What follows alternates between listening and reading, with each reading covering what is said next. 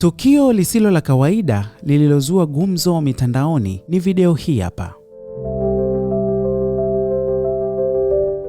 Sasa video hii imesambaa kwa kasi nchini Marekani, ikimhusisha jaji wa shirikisho kuwa na uhusiano wa kimapenzi nje ya ndoa na afisa wa polisi wa ngazi ya juu, ikiwa ni pamoja na kufanya ngono katika vyumba vya jaji, tukio lililosikika na wafanyakazi wengine. Hapo awali alidanganya juu ya vitendo hivyo, lakini amepokea adhabu baada ya kupokea onyo la faragha kulingana na uchunguzi wa mfumo wa mahakama. Baraza la mahakama linalojumuisha jimbo la Alabama, Florida na Georgia nchini Marekani lilisema katika agizo hilo kwamba jaji huyu amepokea onyo, huku jina la hakimu na eneo la mahakama ndani ya mzunguko wa 11 havikufichuliwa. Majaji wa shirikisho huteuliwa kuhudumu maisha yao yote, lakini wanaweza kuchukuliwa hatua za kinidhamu, ikijumuisha kupewa onyo la umma au la kibinafsi na kuzuiliwa kushughulikia kesi kwa muda.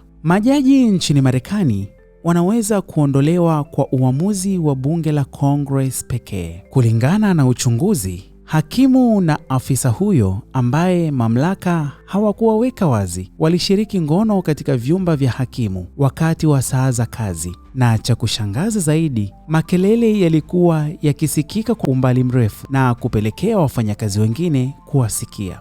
Hapo awali, hakimu mshukiwa aliyaita madai hayo ya kuchukiza na kukana tuhuma hizo.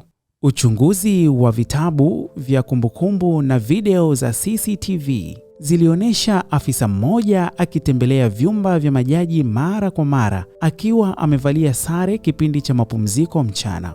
Makarani 6 walikumbuka kuona mtu aliyelingana na maelezo ya afisa, na 3 wakikumbuka kusikia kile ambacho kinaweza kuwa kelele za ngono katika ofisi ya hakimu. Hakimu huyo hatimaye alikiri kuwa na uhusiano wa kimapenzi nje ya ndoa na afisa wa polisi, lakini amekanusha tuhuma kuhusu unyanyasaji wa wafanyakazi. Jaji huyo pia alikubali kuandika barua za kuomba msamaha kwa makarani 6 wa zamani wa sheria, kutokubali nafasi ya kuwa jaji mkuu wa wilaya inapostahili na kuacha kuhudumu katika kamati yeyote ya mikutano ya mahakama. Kwa mujibu wa vyanzo mbalimbali jijini Atlanta katika jimbo la Georgia, naibu mkuu wa polisi Kelly Collier amehusishwa na sakata hilo, ambapo anasemekana kuwa katika mahusiano kwa miaka 2 na jaji Eleanor Rose. Mamlaka ya polisi ya Atlanta imezindua uchunguzi wa ndani kwa afisa wao Collier.